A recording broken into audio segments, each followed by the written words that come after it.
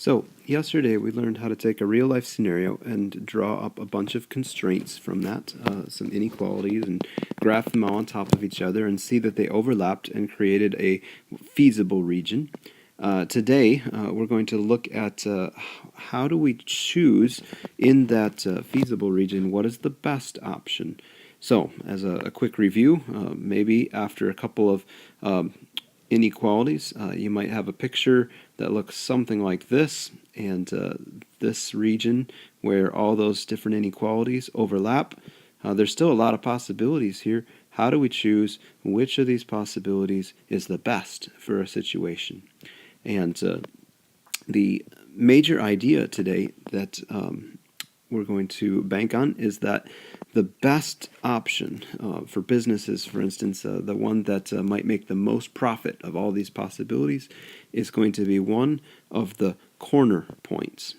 And so our goal is going to be to find these corner points and then look and see what are their coordinates, how much profit do we make for each of these different situations, and then choose the option that's the best. So the example I've chosen today to explore is a water ski making company. I used to water ski a lot and competed, and so I know a lot about slalom skis and trick skis and also jump skis. And I know that they take a long time to make and that they're also very expensive. And so the question here is this company that makes just trick skis and slalom skis, how many of each type should they make to make the most amount of profit? So the variables we're going to use for this, we'll let S be the number of slalom skis that are made.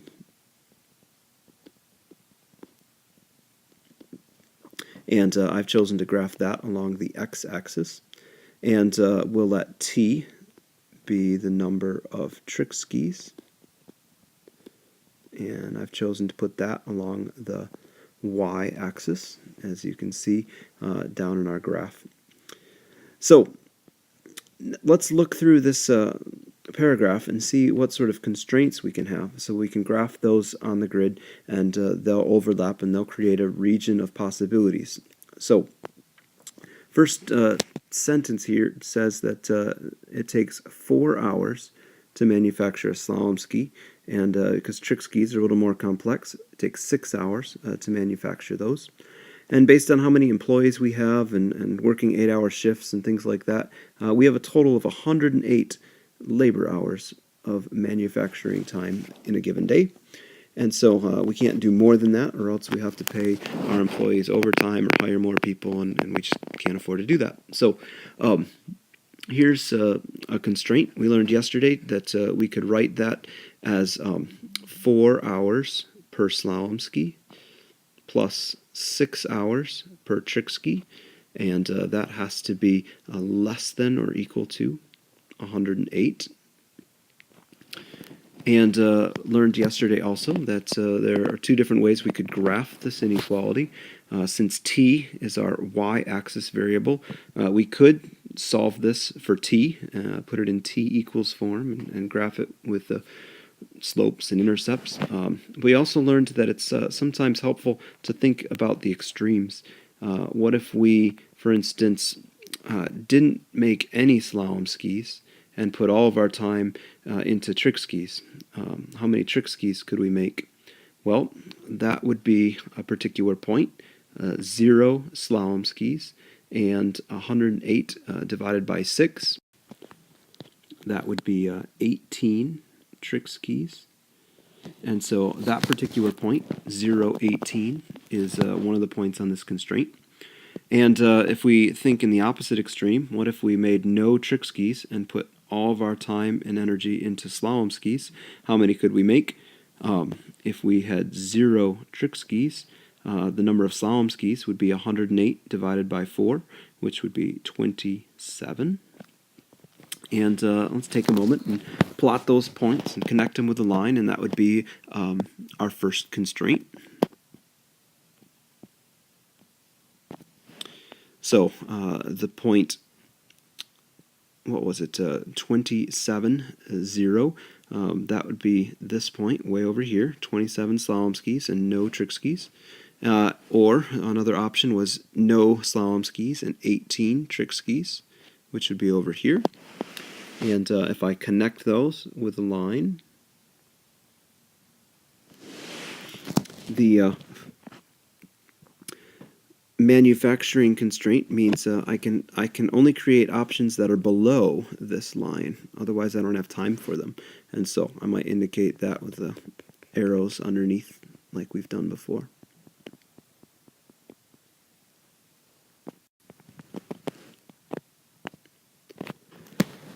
Looking back at our paragraph, the next sentence here says that you are allowed 1 hour to finish a slalom ski. To finish it would be like to wax it and to paint it and to do all that sort of stuff. And 1 hour to finish a trick ski. And again, maybe you only have 3 people working 8-hour shifts in that department, so you have 24 total hours of finishing time that you're allotted. If we wrote that as a constraint, that would be 1s, 1 hour per slalom ski, or 1 hour per trick ski, which works out to have to be less than 24 hours in a week, in a day. And again, we could rewrite this in t equals form, or we could think in extremes. If we devoted all of our finishing time to trick skis, that would be no slalom skis and 24 trick skis. Or if we put all of our time in slalom skis, we could have no trick skis and 24 slalom skis. And I'll take a moment and graph that one as well. So, one option was to make 24 trick skis, or slalom skis, and no trick skis, which would be the point down here. The other was 0 slalom skis and 24 trick skis, which would be that point up there. And we can connect these with a straight line. And like last time, this is a time constraint, and we have to be below this line. And so I'll shade below that line.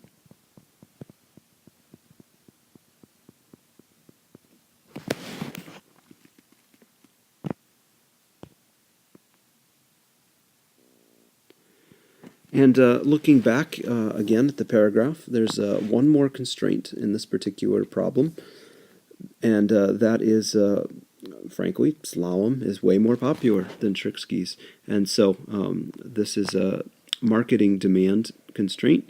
Slalom skis are higher demand than trick skis, and so you have to make more slalom skis than trick skis.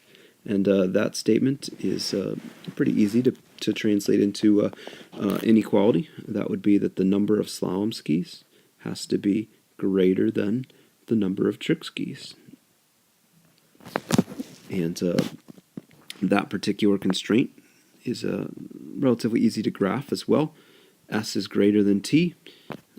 S equals T is just a line that goes through 0, 0, and 5, 5, and 10, 10, all these places that are the same amount of trick skis and slalom skis.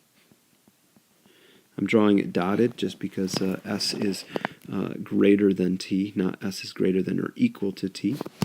And of the two sides of this purple line, it's the more slalom skis side that we want to shade. And so we would shade to the right of this line. And if we take all of those different constraints together, we have a feasible region which is marked by this edge, this edge, this edge, and this edge. Let me shade that a little bit, make it stand out. So, any point in this black region is possible. Now, that was what we had learned yesterday. Today, we're going to try to decide which of these points is best. And in order to do that, we need to know how much profit do we make. So, if we look back at our paragraph, we've learned, or it says that the profit for a trick ski is $40, and the profit for a slalom ski is only $30. And so each of those different possibilities we could plug in and calculate. The profit formula would be, let's do $30 per slalom ski plus $40 for trick ski. And the best option is always going to be one of the corner points. And that is one of the places in the feasible region, like maybe this one, or maybe this one, or maybe this particular option, or perhaps this particular option. One of those 4 points is going to be the one that makes us the most money. Now, I earlier went ahead and went onto Desmos and graphed each of these different inequalities. And the reason I did that is because with Desmos, it's really easy to click on the intersection of 2 lines and come up with its coordinates. And so those 4 points that are on there, you can see their different coordinates. And my goal now is going to be to calculate how much profit does each of those different corner points make. To organize my work, I'm going to make a little table of corner points, so the S and the T and the profit.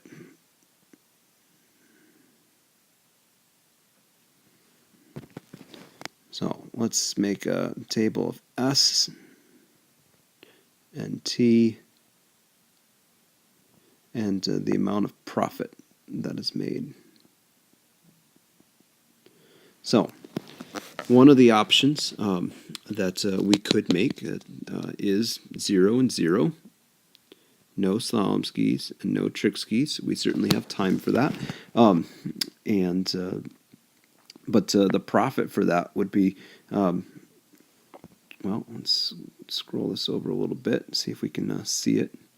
Profit is 30 times S and 30 times T. So that would be 30 times 0 plus 40 times 0. 0 plus 0, that would be no profit at all. So guesses that's probably not going to be the best option for us. Let's try a different point. Maybe we'll try this point in the corner, 24 slalom skis and no trick skis. Maybe it would be best for us to just put all of our time and energy into slalom skis. So to calculate the profit there, that would be 30 times 24. And I'm definitely using a calculator here. 30 times 24 plus 40 times 0. And the calculator gives me $720 of profit there. And so that's certainly better than 0. But there's a couple other options that we could choose from. Let's look at 18 and 6. And so maybe we make a few less slalom skis and a couple more trick skis and see what that produces profit-wise. So I'm going to plug in 18 for S and a 6 for T. Again, using a calculator, 30 times 18 is 540, and 40 plus 6, it's going to be 40 times 6 is 240, and if I add those together, I've got $780 worth of profit, and so that's a little bit better yet. And then the last option that we might consider is maybe we make 10.8 slalom skis a day and 10.8 trick skis a day. Normally that wouldn't exactly make sense, but I suppose you could make part of a slalom ski and leave it there until the next day. And so I might as well look at it and consider that option. 10.8, that's going to be $30 per slalom ski times 10.8 plus $40 times 10.8. When I calculate that, I get $756. So 10.8 slalom skis and 10.8 trick skis added together is $756. So, of all the different choices, it looks like making 18 slalom skis and 6 trick skis, that would be our most profitable option. And I'm glad it was that instead of the 10.8 one, because I'd have been kind of frustrated if I had to make like part of a trick ski or part of a slalom ski, and then like leave it there at the end of the day. That would be kind of sloppy. So anyway, there's an example of looking at all the different possibilities and choosing which of those possibilities is best. So thanks for watching. I'd like you to try the other ones on this worksheet for your homework over the weekend, and we'll touch base on Monday. Have a great day.